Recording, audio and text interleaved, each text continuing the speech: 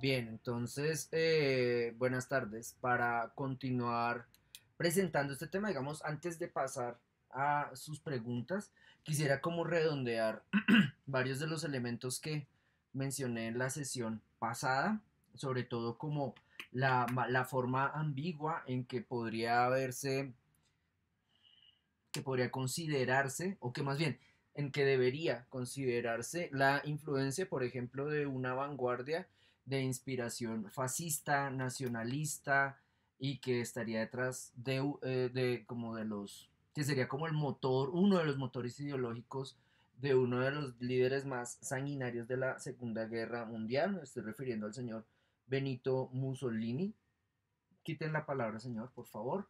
Y como vanguardia me estaba refiriendo al futurismo, digamos, también como haciendo un llamado de atención a nivel de lo historiográfico respecto a los alcances que tuvieron muchísimas de las propuestas de Filippo Tommaso Marinetti y sus seguidores, no solamente en Italia, sino en Europa e incluso a nivel global. Es decir, los futuristas, y aquí era donde quisiera como enlazar con esa definición que les di de Marinetti como publicista contemporáneo, los futuristas no solamente querían proponer y transmitir o imponer también un ideario estético, sino sobre todo querían que esa actividad no se limitara a unas pocas ciudades en Italia, solamente al país de Italia, sino que trascendiera las fronteras. Básicamente, transformar la interpretación del mundo presente a partir de el culto a la máquina, el culto a la guerra, la cual se consideraba una forma de higiene, por supuesto, bajo unas premisas absolutamente machistas, absolutamente misóginas, eh, eh, para que la sociedad de su tiempo pudiera regenerarse. Entonces, en ese sentido, digamos que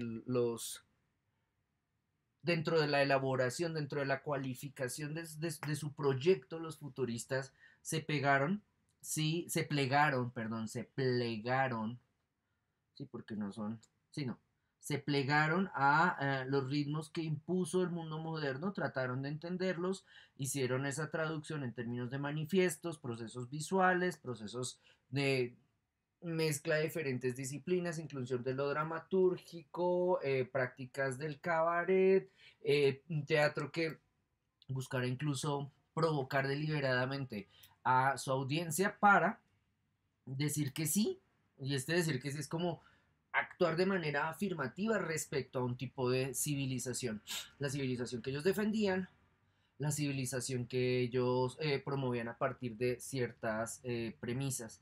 En ese sentido, entonces, Raymond va a decir como en ese punto los futuristas, con lo chambonzazos que pudieran ser, vendrían a ser una de las posibles conclusiones del romanticismo.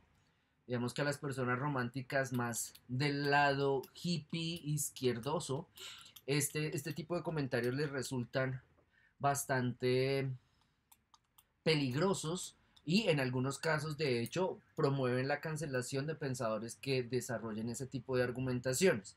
La repito, desde una perspectiva, la perspectiva de análisis de los publicistas como unos sujetos casi que auto, aquí cuál sería la palabra, que se autoasignaron la tarea de renovar estéticamente e ideológicamente su sociedad, tomaron por una vía claramente fascista, o sí, abiertamente fascista para hacer esa reforma en la sociedad, y promovieron una serie de transformaciones, y en esa serie de transformaciones el universo de lo estético se veía involucrado. A partir de ahí, si lo queremos esquematizar, los futuristas creían que con arte o con la modificación de los lenguajes artísticos podrían cambiar el mundo. Ahí entonces Raymond dice, ahí esos sujetos vienen a ser románticos. Sí, unos románticos no deseables, unos románticos odiosos, unos románticos que si encontraran a sujetos contrarios a su ideario los aniquilarían, sí, efectivamente, pero igual románticos. Es decir, Esto les permite, si ustedes incluyen como esa complejidad en la reflexión, esa complejidad de la reflexión de Raymond en la comprensión que ustedes hacen de movimientos artísticos, ahí ustedes pueden entonces mirarlos de manera ambivalente, desde dos perspectivas. Románticos como sujetos que quieren cambiar para bien el mundo, o en términos solidarios o en términos progresistas, si queremos mirarlos desde un enfoque ideológico, y sujetos que también consideran que a través de la revolución cultural, de la modificación de parámetros estéticos, de la revaluación de la tradición, puede transformar el mundo para, por ejemplo, beneficiar solamente a los míos y a los que se parezcan a mí, que serían más conservadores, de derecha, extremistas, radicales, estilo los fascistas italianos. Desde esa perspectiva, entonces, desde ese entender a los futuristas como una conclusión no deseada, insisto, pero conclusión del impulso romántico, eh, Raymond va a decir, básicamente su estrategia va a hacer plantearse imágenes hiperbólicas de lo moderno. Y en ese sentido incluso o él va a detectar un método en sus procedimientos. Básicamente sería el siguiente, lo voy a citar. En el centro urbano, el poeta sentirá nacer en él una sensibilidad nueva y una sed renovada de maravillas. Entre esos objetos fabricados que el hombre amontona en su vida, encontrará fetiches que poblarán sus sueños. Repito, tomen esto como una metodología de trabajo. En el centro urbano, el poeta, pongan ahí el artista, el escultor, el performer, lo que sea, porque el dramaturgo, el bailarín también podrían hacerlo. En el centro urbano, el poeta sentirá nacer en él una sensibilidad nueva y una sed renovada de maravillas. Entre esos objetos fabricados que el hombre ve, que el hombre, que el hombre amontona en su vida, encontrará fetiches que poblarán sus sueños. En ese punto entonces, el futurista o la persona que desarrolle una producción a nivel, solamente para quedarnos en nuestra clase, de lo visual, ubicándose dentro de la ciudad, mirando dentro de la ciudad, si va y mira los objetos, podría encontrar allí componentes que pueda integrar a su fabricación poética. Reitero, Francis Picabia aparecerá acá, el Marcel Duchamp del Gran Vidrio va a aparecer acá, que a pesar de que no sean netamente futuristas, como que no estuvieran con Marinetti empuñando armas en Milán, estos sujetos van a realizar procedimientos futuristas. Si ustedes quisieran acercarse a ciertas prácticas de arte moderno colombiano, yo me atrevería a decir que muchísimas de las esculturas, incluso la misma actitud que tenía esta escultora, muchas esculturas de Felisa Burstyn podrían ser reconocidas dentro de cierta práctica de futurismo sabanero. ¿Por qué? Incorporaba máquinas, con las máquinas quería como dar a entender de manera provocadora, backslash, juguetona, unas referencias explícitas al intercambio sexual, elaboraba, elaboraba soldaduras, perdón, elaboraba esculturas soldando remanentes de procesos industriales. Es como si ustedes van a una chatarrería y logran negociar el hecho de que les permitan trabajar con los materiales en hierro y ustedes, y aquí se los complemento como miren la posibilidad que ofrece la estrategia futurista a pesar de, y aquí me refiero a la Colombia de su tiempo, a pesar de que sean mujeres, de que no tengan estudios en soldadura, ya no estudió para soldar las esculturas que hizo con soldadura, a pesar de que sean mujeres, a pesar de que no sepan soldar y a pesar de que se hayan divorciado, porque tienen que sumarle a ello eso, para ella devenir artista, lo primero que tuvo que hacer fue quitarse de encima un marido. Entonces, como a la mierda, quiero hacer no sé, mi realización personal. Entonces, suerte matrimonio con judío súper conectado, me importa un culo, me voy a producir dentro del campo artístico, no sé de escultura, me va a tomar unos talleres con Joseph Sadkin, y creo que estoy fallando en el nombre, pero Sadkin con Z, creo que es el sujeto. Eh, Hay un texto que yo escribí en Esfera Pública hace 2 millones de años donde parafraseaba esa, ese viaje que hizo Felisa Burstyn porque ella en su momento, pues, ella se va a estudiar a New York con Satkin, aprende rudimentos de escultura, es como si ustedes tomaran un curso libre de escultura, como un curso de verano, un curso intensivo de 3 meses con Doris Salcedo en su taller.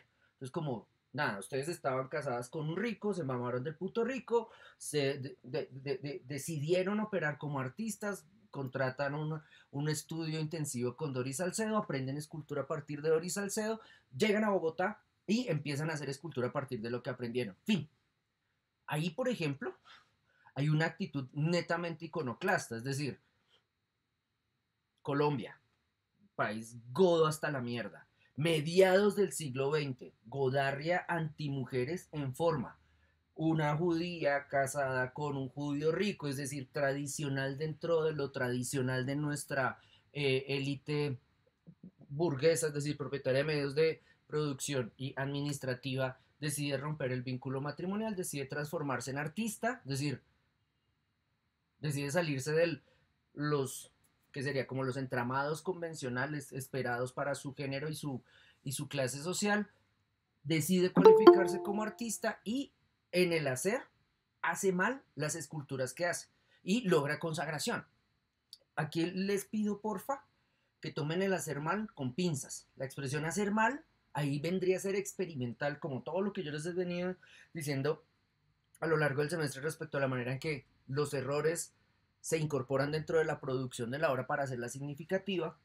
El soldar chambonamente por parte de Felisa Burstyn le permitía a ella indagar respecto al procedimiento escultórico que estaba desarrollando. Cuando yo trabajaba de montajista en la Luis Ángel Arango, montar esculturas de Felisa Burstyn era, puta, como ojalá no me toque hacer esto porque son tan frágiles y están tan mal hechas, en serio tan mal soldadas, que una chambonada de montajista como de clase obrera azabeño que manipula mal la escultura pues se la podría tirar.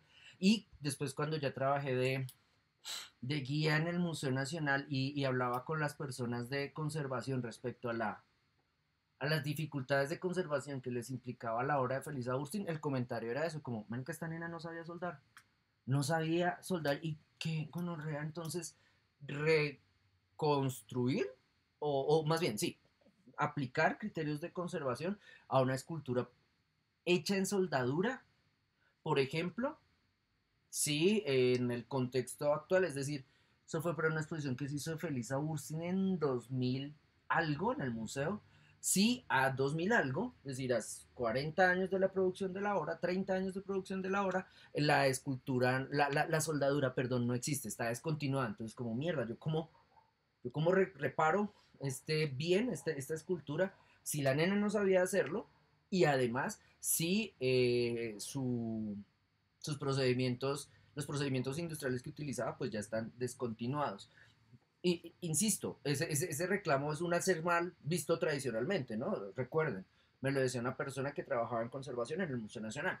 Pero en términos de producción visual, ese hacer mal para Feliz Agustín era como me vale culo, o sea, no tengo idea, no sé hacerlo, lo hago porque estoy afirmando y entonces ahí, si ustedes buscan documentales de Felisa Burstyn, notas de prensa, de hecho miran eso salió la semana pasada, si no recuerdo mal, publicaciones de la página, perdón, del perfil de Instagram de la colección de arte del Banco de la República, van a ver cómo esta dama operaría con una metodología futurista, no solamente haciendo esas esculturas sin saber soldar, no solamente optando por ese material chatarra, es decir, remanentes de la cultura industrial, no solamente hacerlo siendo mujer, no solamente hacerlo habiendo estado divorciada, sino además hacerlo reconociendo que cada vez que se le entrevistaba, cada vez que tenía una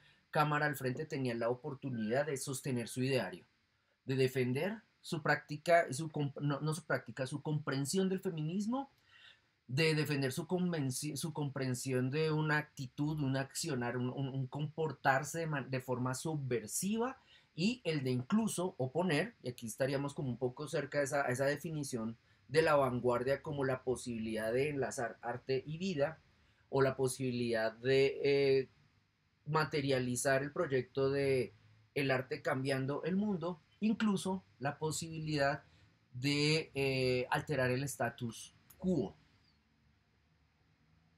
Aquí va a ser ya una alusión respecto a su muerte después de que fue torturado durante el gobierno de Turbay Ayala, pero no me atrevería a ello, es decir, no me atrevería a decir como el gobierno de Turbay Ayala mató a Felisa Burstyn, perdón, torturó a Felisa Burstyn porque era subversiva estética, sino no, allá en el gobierno de Turbay la torturaron porque la vincularon con el M-19 después del robo de la Espada de Bolívar y lo del Cantón Norte.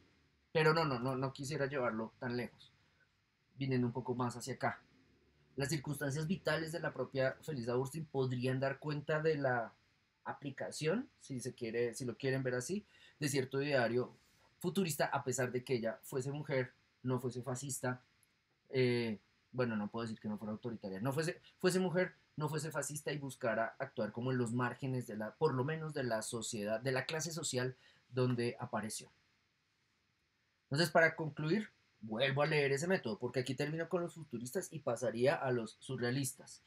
En el centro urbano, el poeta sentirá nacer en él una sensibilidad nueva y una sed renovada de maravillas. Entre esos objetos fabricados que el hombre amontona en su vida, encontrará fetiches que poblarán sus sueños.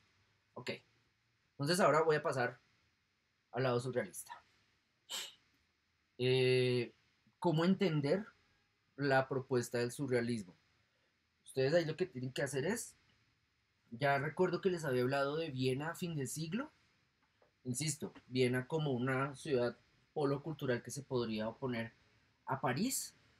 En la Viena a fin de siglo, una ciudad próspera, es decir, donde habría acumulación y excedente de capital, una ciudad donde se estaba invirtiendo en decoración, es decir, modelos urbanos que se activaban de una manera bastante radical y transformaban la fisonomía de la ciudad, tanto así que querían igualar el proceso de renovación o de transformación urbana que sufrió el centro de París. En esta Viena aparecen señores como Gustav Klimt o el que me interesa a mí, Sigmund Freud. Freud es importante porque, y entonces ya ustedes inconsciente, el psicoanálisis, el descubrimiento de, no el hecho de que el humano se defina en la realidad social o en su realidad psicológica como un sujeto que está claramente orientado por decisiones lógicas y racionalmente elaboradas, sino sobre todo un sujeto que, esto va a ser como el aporte de Freud, un sujeto que va a depender en muchísimas instancias de impulsos no controlados. Podrían ser pulsiones a nivel de lo sexual, a nivel de lo comportamental, a nivel de efectos traumáticos, a nivel de represión de ciertos comportamientos que tiene el sujeto y no quiere dar cuenta de ellos. Por ejemplo, el ejercicio sexual, las afectaciones derivadas de traumas, esa persona los esconde. Voy a ser muy gráfico, los mete en el sótano, en el cajón que nunca abre, en la caja que nunca va a revisar. Ese cajón, ese sótano, esa puerta sería, ese cuarto sería el inconsciente, entonces los guarda allá y todo bien, sigue su vida. Freud va a decir, ese cajón, eso que está ahí guardado va a determinar en gran medida el accionar del sujeto. Va a, va a condicionar su respuesta a ciertos fenómenos que le ofrezca el mundo. Ese, ese devenir no es solamente de sujetos, es decir, y aquí Freud no estaría solamente con las mujeres de clase alta vienesas sometidas a una estricta restricción de su sexualidad, porque la sociedad se los imponía. Aquí si ustedes lo quieren poco ampliar a la caricatura de la mujer victoriana que no se sabía satisfacer sexualmente, aquí estoy describiendo el guión, que es culísimo, pero en términos de historia cultural a mí me interesaría esa película, pues si la quieren ver, que es un biopic de Gustav Jung, Jung, no Jung, porque no es Gustavo Joven, es Gustav Jung, Jung, que lo protagoniza este Fassbender, este actor que está como promocionado sobre todo como, como, como, como galán de películas en la industria hollywoodense, donde, por ejemplo, Jung es fundamental para descubrir un consolador que no lesione a la mujer. Entonces ahí todo como el juego del morbo, ¿no? Como, está satisfaciendo la sexualidad femenina, etcétera. Y como la manera en que lo conduce el argumento, insisto, no es lo suficientemente adecuada, creería yo, pero sí da cuenta en su base de una problemática que había en esa sociedad, es que a las mujeres de estos contextos, el trámite de su propia sexualidad, para estas mujeres el trámite de su propia sexualidad era una mierda. Eso generaba una energía que se reprimía, que se ponía en el cuarto, en el cajón, en el yo no la miro, y después iba a surgir en parálisis no determinadas, en comportamientos que no podrían explicar, etcétera. Ahí entonces la intervención de Freud va a ser el observar ese fenómeno y documentarlo, tomar nota de él. En ese sentido, la obra de Freud, si ustedes quisieran acercarse, como hicieron algunos surrealistas, ustedes podrían entonces acercarse a los libros de Freud como artistas. De hecho, creo que los surrealistas estaban en su rango, en el rango de edad de ustedes cuando empezaron. Sí, sí, sí, empezaron muy jóvenes. Entonces, ustedes dicen, ok, yo hago arte, yo hago imagen, yo hago música, yo hago poesía, todo bien. Pero resulta que miro las teorías de ese caballero, de ese vienés, y me interesa lo que dice. Voy a leer sus libros, no como si yo fuera psicólogo, sino más tratando de entender, uno, la configuración de la psique humana que describe Sigmund Freud, entonces, cómo él describe a los humanos, sí, lo estoy redondeando mucho, pero podría ser un modo de acercarse. Eh, ¿Cómo describe a los humanos? ¿Cómo describe la manera en que esos humanos se representan en el mundo? Humanos modernos, por supuesto, o humanas modernas. Y incluso, cómo,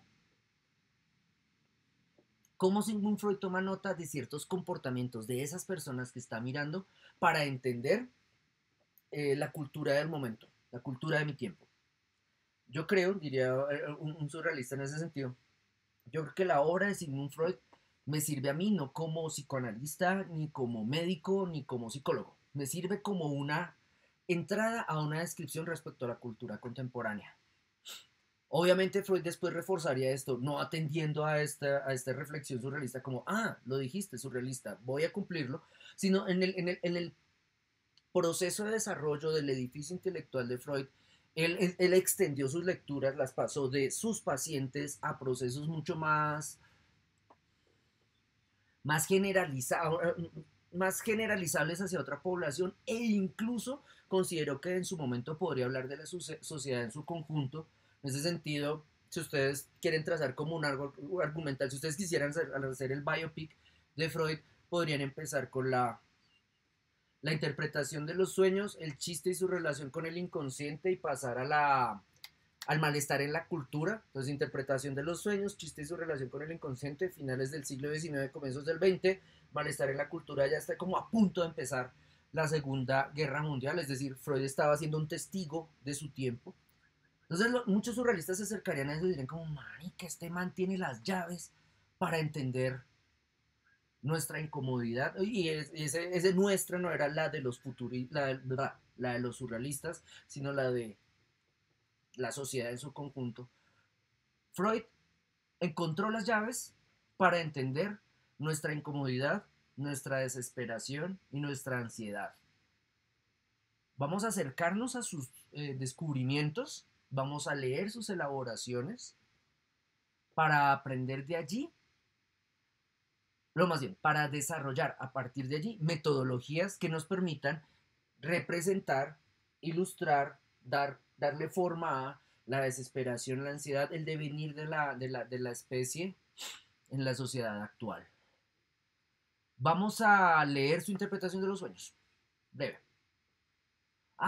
Momento, la interpretación de los sueños de Freud no es una interpretación de los sueños al uso de construcciones mitológicas. Aquí me explico. Cuando ustedes, eso por ejemplo en nuestro contexto judeocristiano súper sincrético lo podemos encontrar. Cuando ustedes se encuentren en su casa, en mi casa pasaba, mi padre y mi madre trabajaban, entonces cogían bus. Y cuando se subían al bus se subía alguien a vender maricadas, no sé, libritos. Entonces, como el libro de la comida vegetariana, el libro de crucigramas, el libro de los sueños. Entonces, siempre compraban un puto libro de los sueños. Llegaban a la casa, entonces uno lo leía. Y lo que uno veía, o sea, aquí yo hablo como el adolescente que era, cuando yo lo leía, yo veía figuras, formas. Entonces, como si sueño con mierda es que me va a llegar plata. Si sueño con un matrimonio es que se va a morir el hijo de la señora del séptimo piso que odio.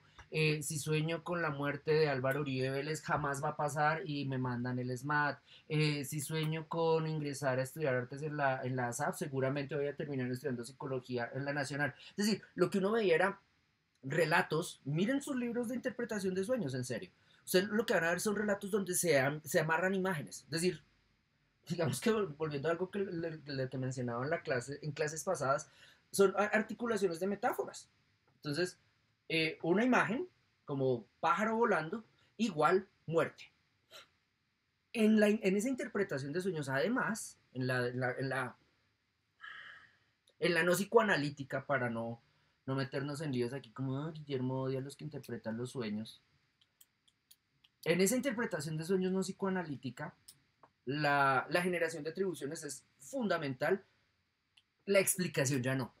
Entonces, ave igual muerte, y ustedes preguntarían, si ustedes fueran racionalistas, ¿no? Como, ¿por qué, weón? No, ni idea. Mierda igual dinero, ¿por qué? Y así de manera subsiguiente. Si encontrasen que yo creo que por eso mis padres lo coleccionaban como, puta, aquí sí está la verdadera interpretación de los sueños, que había como unos parrafitos que iban debajo de las asociaciones. Si encontrasen interpretaciones, estas igual acudirían a la justificación en la forma. Y ahí ustedes en algún momento van a decir, puta, esto es charlatanería, la interpretación de los sueños pa'l carajo, este tipo de literatura como que es mamadera de gallo. Listo, la dejo de lado. Pero ustedes van a seguir soñando. Y en muchísimos casos, por ejemplo, bajo circunstancias psicológicas no cotidianas, duelos, decisiones que vayan a afectar su vida.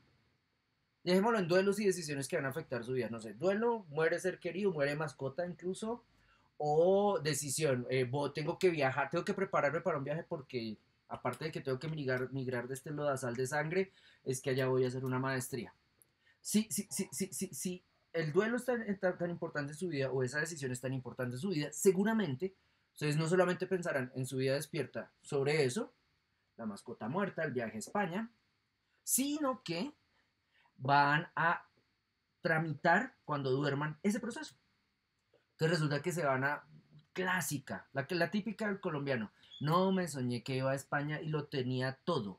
Mis familiares habían movido mi cuenta para que se notara que yo tenía plata y no me iba a quedar a vivir allá. Había pasado todos los exámenes, llevaba todos los documentos y nada. Llegué a migración en el aeropuerto de Barajas, en Madrid, y el agente de migración me pidió las notas de Cóndor. Y el hijo de puta de Vanegas no había subido las notas de primer corte de humanidades 3. El man me deportó. Y ustedes se sueñan eso, porque nada, se asocian cosas. Cóndor, Vanegas, no notas, humanidades 3, viajar. Y despiertan, puede que despierten ahí mismo, modelo pesadilla, o despiertan a la mañana siguiente y lo que soñaron les entristece, les afecta psicológicamente. Entonces deciden hacer como que dicen, puta, que hay una potencia. Yo me sueño esto y resulta que despierto y estoy desayunando y todavía estoy pensando, yo sé que le voy a escribir a este man, como póngame las notas que no quiero que me deporten, como que el hecho de haber desarrollado esa asociación de imágenes mientras dormían, en su vida despierta sigue teniendo efecto. Entonces, por ejemplo, si ustedes leyesen la interpretación de los sueños a partir de esta premisa, ustedes podrían ver cómo Freud primero va a defender el hecho de que en los sueños hay un saber, que ese saber que hay es inconsciente, que habría incluso procedimientos para acceder a ese saber. Por ejemplo, una recomendación que es así clásica de Freud, pero eso yo creo que es un Freud ya tamizado por las personas que asistían al psicoanálisis en Manhattan, ya después de que Freud murió y Ana Freud como que coloniza Estados Unidos con cierta interpretación bastante cuestionable del psicoanálisis. Ana Freud es la hija del man. Entonces, un método, insisto, es una caricaturaza. Entonces usted dice, yo creo que a mí me dijeron que para dar mejor cuenta de lo que soñé, yo tenía una libreta y un esfero. Y entonces yo sueño, entonces estará Cóndor, no hay notas, me deportaron. Me abro los ojos y ahí mismo tomo nota. Entonces, pues, puta manegas, hay que pedirle, listo. Ese procedimiento y otros que ustedes van a ver no va a ser adecuado para interpretar los sueños. Porque, y aquí es donde el aporte de Freud se hace no solamente terapéutico a nivel de cura psicoanalítica, sino incluso eficaz como procedimiento, digamos, hablando de los surrealistas. Entonces, cuando ustedes se despiertan y miran sus notas, no entienden un puto culo, porque escribieron dormidas, porque escribieron sin asociar por completo, porque ustedes miran lo que escribieron, es como, manica, yo en serio soñé eso, como que no creen lo que ponen en el texto, y esto es lo importantísimo de Freud, porque es que entre lo que se sueña y su traducción verbal hay una pérdida. Y eso sí, ya lo podemos ver no en el libro donde dicen ave igual muerte, sino voy a contar, hagan el ejercicio, voy a contar un sueño que tuve. Cuando están, cuando están en la tarea de traducir lo que soñaron a la verbalización, no van a sentir que no dijeron todo completo. Entonces, como, no, pero no estoy segura de, no creo que en ese sentido, si ustedes miran Paprika, la animación japonesa, o si miran su versión para algunos plagio de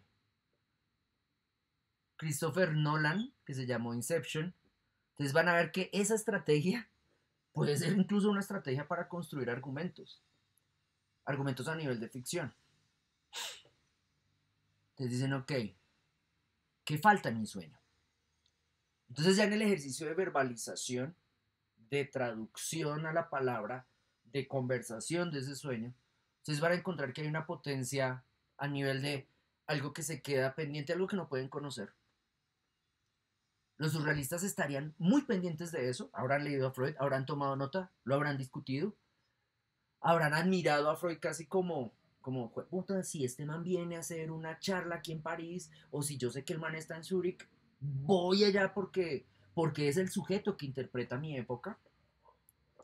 Y empezaron no solamente a validar el hecho de que en el sueño se encontrara un saber, sino que en gran medida el ejercicio del sujeto que se involucrara en una labor creativa en la sociedad de su tiempo sería atender precisamente eso, el sueño y la potencia de lo inconsciente, porque quizá allí podría encontrarse una vía de liberación para la persona, es decir, como un formato terapéutico, o se podría encontrar la verdad de esa persona.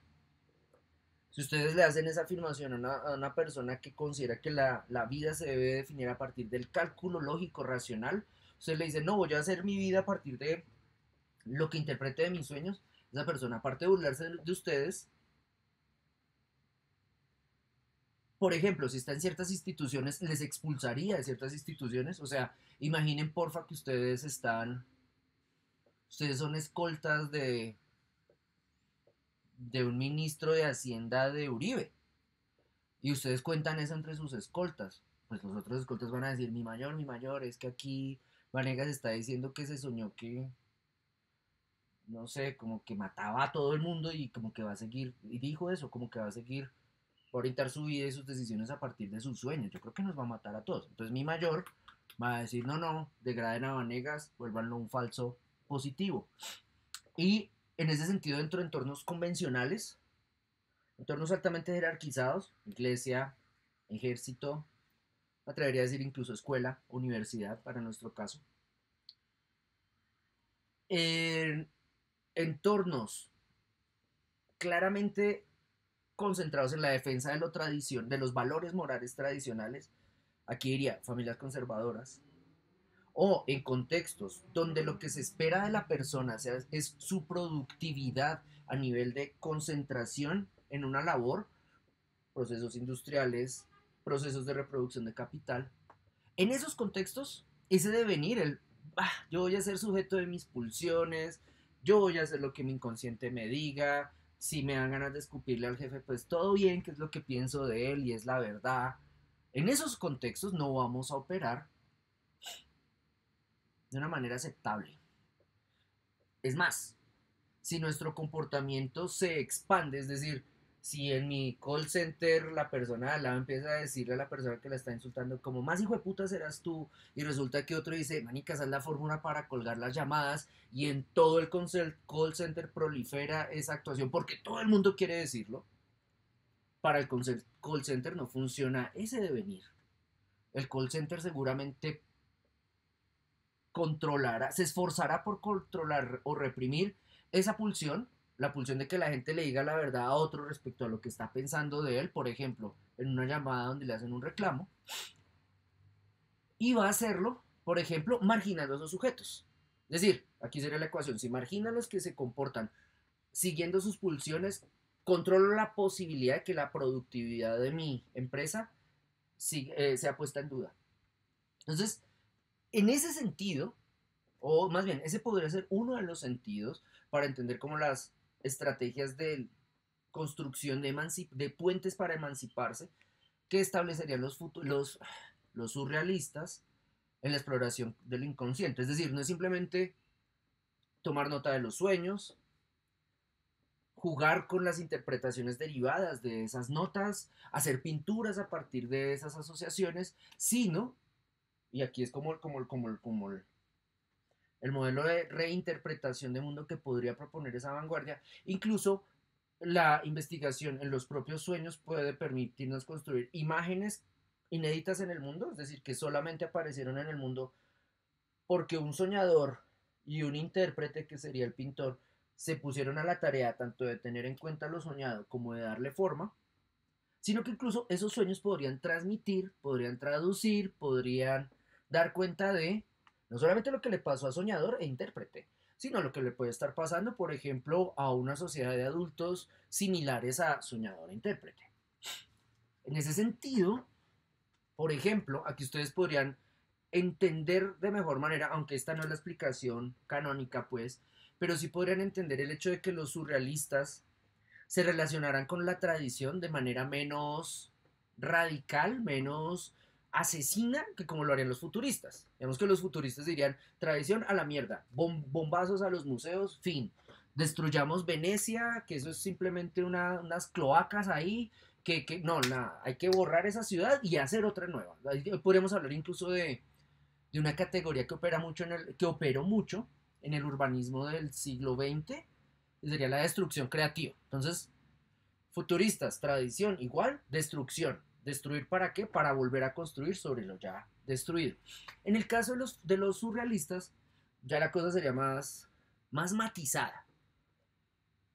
Los surrealistas van a tener en cuenta cierta tradición y van a acercarse a cierta tradición toda vez que allí encuentren repertorios, componentes, elementos que refuercen su propia reflexión.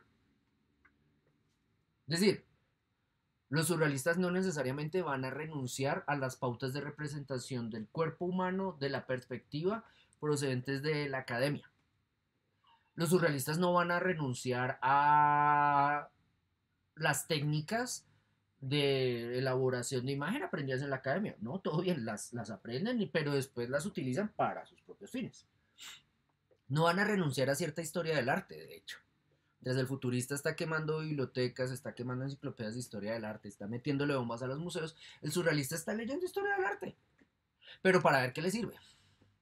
Y en ese sentido, por ejemplo, un autor que van a mirar como con admiración, con respeto, y del cual muchos incluso van a decir como yo soy seguidor de tal, va a ser Goya.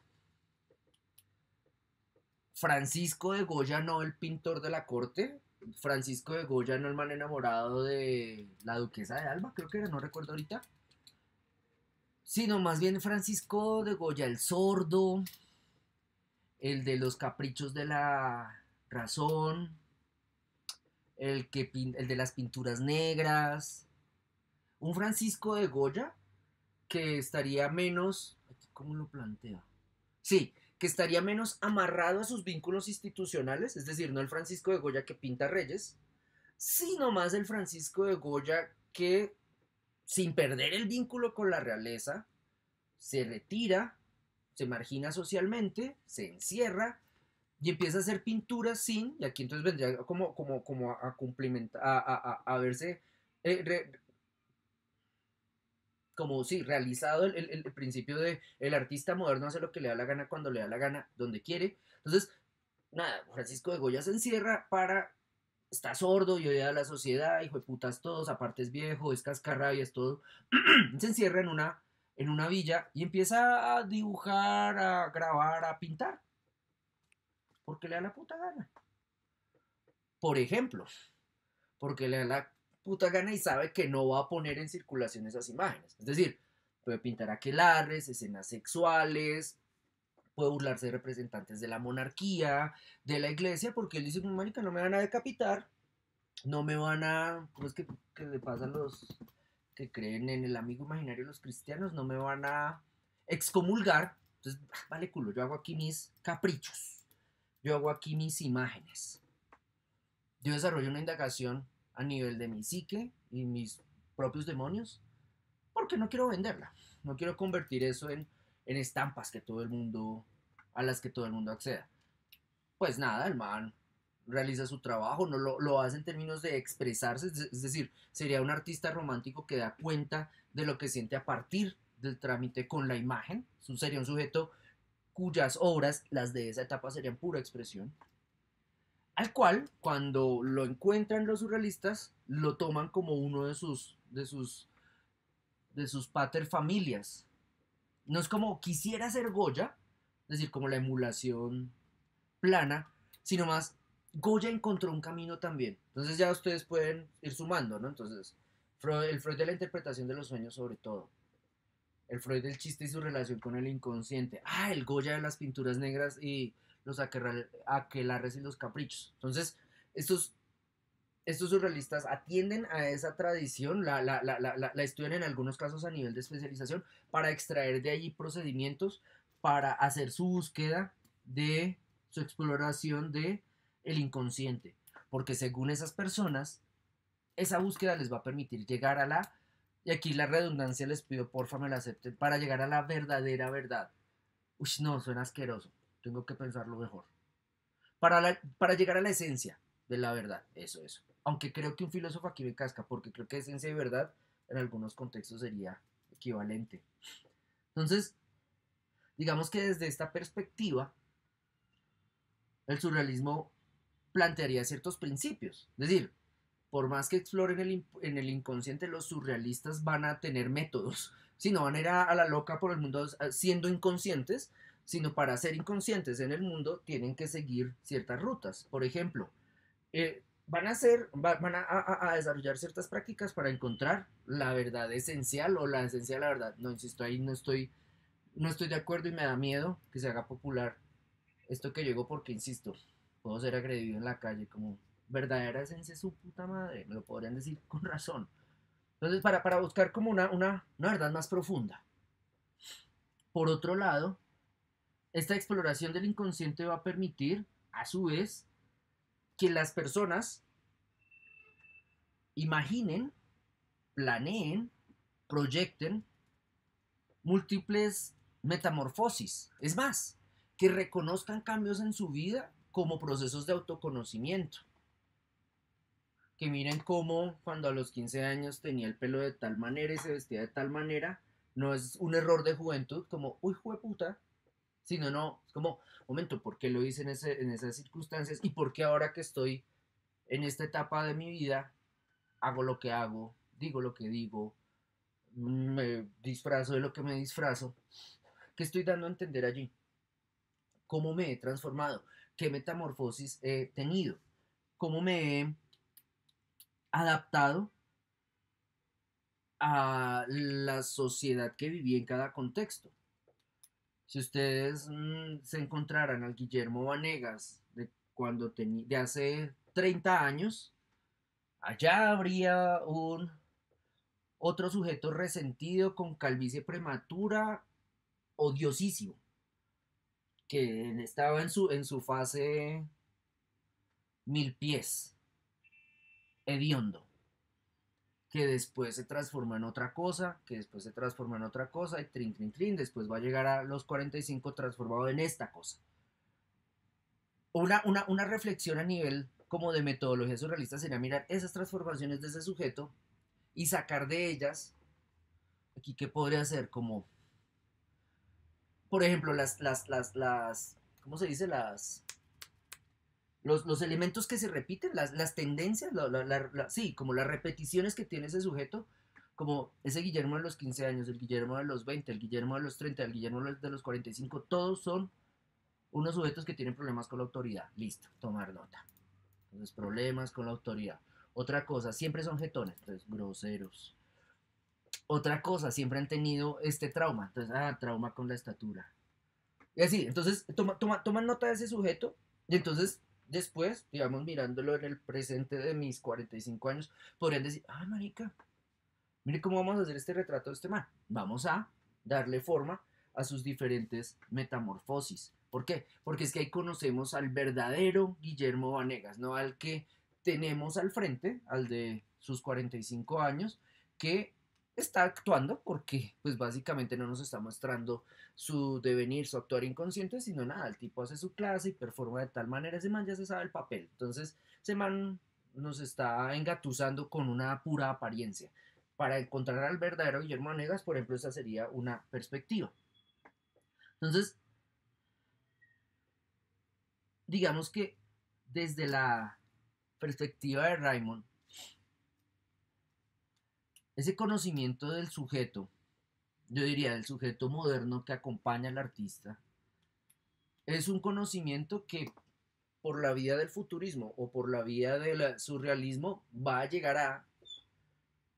Es como, otro de los elementos que lanza Raymond que me parece que son bastante útiles para, pues como para encontrar razón, darle un poco más de razón de ser a esas vanguardias, esos conocimientos del sujeto, de ese sujeto que era contemporáneo a esos artistas, o esos artistas en proceso de autoconocimiento, para dar cuenta de su moverse y su entender la sociedad que les era contemporánea.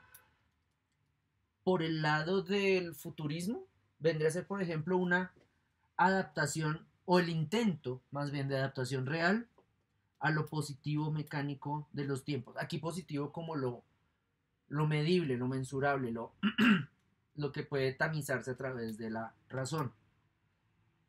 En cambio, el surrealismo iba a tratar de buscar la verdad encerrándose y encerrando sus procedimientos en el mundo del sueño. Entonces repito, si por un lado el futurismo era un intento de adaptación real a lo positivo mecánico de los tiempos, del tiempo presente de los futuristas, los surrealistas van a entender que para conocer mejor a esos sujetos que habitaban ese mundo, el mundo contemporáneo de los artistas, una estrategia podría ser encerrarse en el mundo del sueño. Entonces lo que va a decir Raymond, estos dos modos de entender al sujeto humano pueden desencadenar fuerzas incontrolables. Yo ahí me iría por el lado de la explicación más surrealista, más del inconsciente que la futurista. El futurismo me cuesta, me gusta, pero me cuesta. Sí, el ejemplo del call center. Extendamos el ejemplo del call center a que eh, todas las personas en el universo, no, en el planeta, no, en Bogotá, ya, 10 millones de cabecitas. Todas las personas en Bogotá deciden detener la represión de sus impulsos, de sus pulsiones, y deciden desencadenarlas, como hago lo que me dé la puta gana cuando yo quiera, no respeto nada, no respeto el tiempo, cuál hora, cuál cumplir horarios, entonces siempre llego 15 minutos tarde porque mi hijo de puta tiempo es el que vale, yo no soy capaz de cumplir una cita jamás porque soy colombiano, y mi colombianidad se define por mi impuntualidad y que coma mierda al mundo, pero además de eso, yo no respeto la ley. Entonces me encuentro en uniformado, sí, ya sé que me va a matar, pero de paso voy a aprovechar si le quito el arma para hacerle daño. Ah, momento, pero es que para mí la definición de ley no es solamente ley igual tombo que me va a matar y o desaparecer, sino también ley es respetar acuerdos en mi familia. Entonces, si me toca dar clase, yo grito y que se joda el mundo, que me aguanten, para eso bien conmigo. Es más, yo para qué me he visto, ni mierda. Es más, no me baño. Es más, no trabajo, etcétera, etcétera, etcétera, etcétera. Si ustedes extienden ese actuar a una población como esta, el daño para el tejido social puede ser irreparable y muy rápido. A mí me encantaría ver ese apocalipsis. Obvio, montado en un dron para alargarme a otro entorno donde no me maten. Porque si caigo allá, pues puta, me linchan. Como aparte soy sapo, como usted qué hace documentando. Seguro. Y aparte porque soy cobarde. No me gusta que me peguen. Me gusta pegar por la espalda, lanzar piedras, dar calvazos, pero ya que me respondan, a correr. Entonces, si se diera ese desencadenamiento del control de las pulsiones en la Bogotá actual, los efectos serían brutales en términos de no solamente el tejido social de la Bogotá actual, ni del país, sino podrían extenderse. Y problema que tendría la que tendrían en otros contextos de administración o de regulaciones como, ay, güey puta, y si el ejemplo de los bogotanos se riega, ¿qué hacemos? Entonces, ese comprender el potencial de la pulsión, el decidir desencadenarla en ciertos momentos como una forma de rebelión, como una forma de respuesta, en muchísimos casos se ha dado y en muchísimos casos se ve como abiertamente, y aquí estoy usando la palabra de manera muy equivocada, pero porfa concédanmelo, de una manera contracultural, de oposición a la cultura. Conocer mis pulsiones y saber cuándo desencadenarlas es una posibilidad de decirle no a la sociedad disciplinaria, a la sociedad de control del tiempo, a la sociedad a la sociedad de la reproducción de capital. Estoy pensando, por ejemplo, en...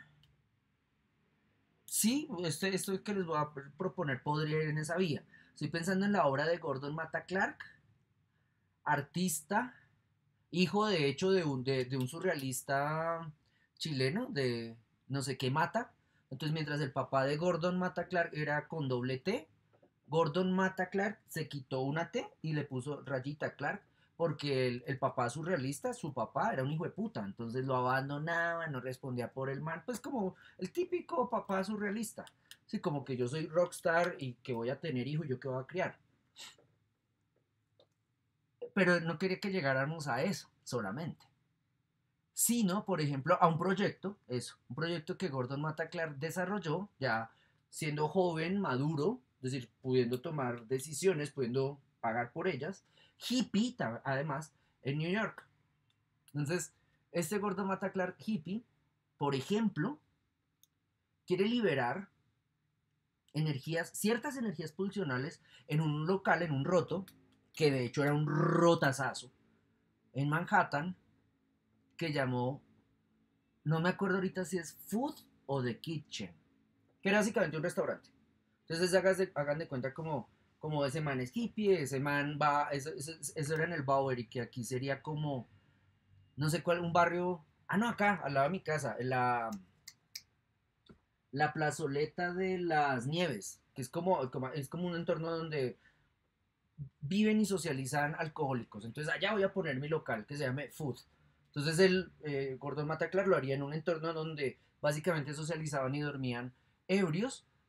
Era barato, las condiciones de seguridad no eran las adecuadas para un gomelo, o para alguien clase media, o para alguien clase obrera que simplemente no quería que lo atracaran cada 3 segundos. El espacio era una mierda, Entonces, pero lo podía pagar, podía arrendarlo. Entonces, establece el contrato para llegar a este espacio, lo abre, dice, listo, vamos a ofrecer comida, es un restaurante, pero vamos a hacer unas sesiones donde se experimente con la comida, donde se haga poesía con la comida. Entonces, en ese planear, en esa acción, allí le estaría dando una propuesta a nivel de lo surreal, de la exploración a nivel de lo inconsciente. Entonces, se invita a personas a participar en las veladas, lo voy a poner así, no lo recuerdo muy bien, en las veladas de poesía de los miércoles en mi restaurante Food o The Kitchen, no sé. Y voy a admitirlo todo. Entonces ahí cuando abro la posibilidad de voy a admitirlo todo, es como, ¿hasta dónde? Entonces, nada, experimenten con el soporte del poema. Por ejemplo, fritemos el poema. ¿Listo? Vamos a fritar el poema. Entonces escribo acá, las rosas son rojas, las flores amarillas, bla, bla, bla. Pup, pongo el soporte en el aceite y después, ese después ya no estaría ni mensurado, ni calculado, ni pensado. Es como, bueno, ¿y después qué va a hacer? ¿Qué va a pasar? Entonces ahí habría una metodología del azar incluso respecto al, bueno, ¿y después qué hacemos? Como que nos comemos el papel frito, ponemos ese papel en una ensalada, leemos el poema a través de lo frito, ¿qué hacemos?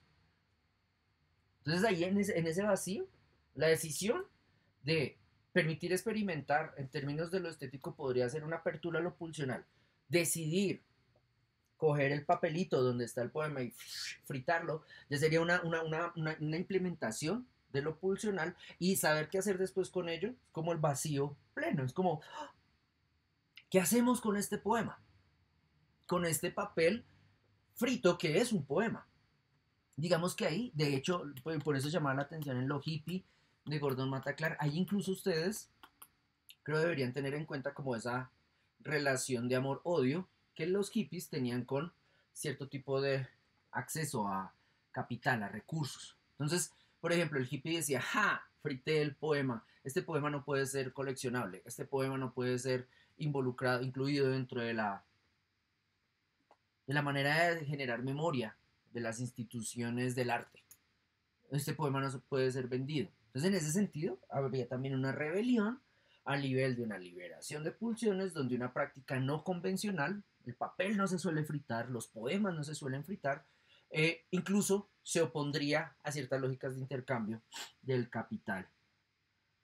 Entonces, digamos que ahí lo que habría, sobre todo, es como una estrategia que se pone en juego, donde se ponen en juego como las premisas, se atienden las premisas como quiero hacer esto, mi objetivo, no sé, pero quiero hacer esto, y las conclusiones ya están dadas, están puestas un poco en el aire. De hecho, creo que ahora que lo pienso, si ustedes decidiesen hacer sus tesis de pregrado bajo premisas surrealistas, perfectamente el no llegar a la conclusión de la tesis en los tiempos que hace la SAP, con los ritos que propone la SAP, con las ofertas de exhibición que ofrece la institución, etcétera, esa serie de consecuencias podrían dar cuenta de un operar surrealista de ustedes haciendo su tesis de pregrado, como voy a hacer una tesis de pregrado donde en algún punto quede en el vacío, como y a partir de ese las respuestas que aparezcan van a ser más verdaderas, van a ser del índole de la construcción de conocimiento, van a ser incluso una verdad no solo respecto a mí como persona que va a hacer su tesis en artes de esta manera, sino puede ser incluso conocimiento respecto, o pueden ofrecer conocimiento respecto a mi generación. Entonces, para redondear,